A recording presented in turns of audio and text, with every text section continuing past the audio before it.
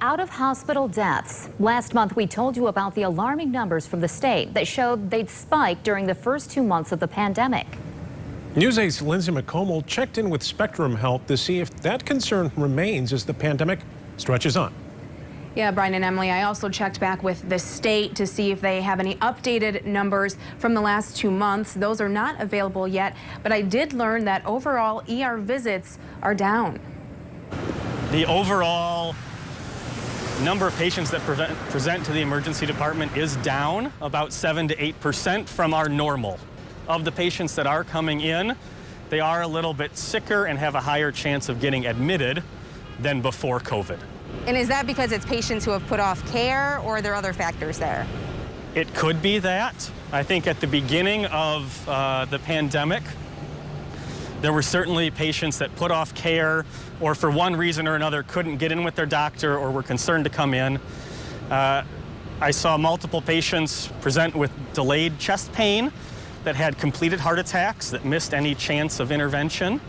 Others that hadn't had their diabetes medications in a few weeks and had to get admitted because they were critically ill because they didn't have their meds. That trend of patients delaying care is what's worrying medical officials. This is the most recent data on out-of-hospital emergencies from the state. From March 15th to May 23rd, at-home deaths spiked 62%. Cardiac arrests increased more than 43%. And EMS transports for different health problems all decreased compared to the same time frame last year.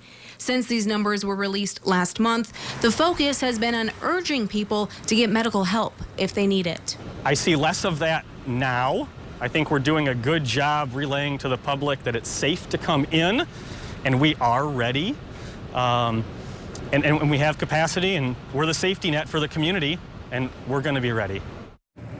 Now you heard there that Spectrum Barterworth's ER is down 7 to 8% in ER visits. Metro Health says their ER is down 27% when you compare March through July to last year. Mercy Health, St. Mary's, and Muskegon ERs say that they're down 11 to 12% compared to normal, and Bronson Methodist is down 18% so far this year compared to last year. We're also in touch with a few other health systems, and we'll have that at woodtv.com if we get that data. Emily.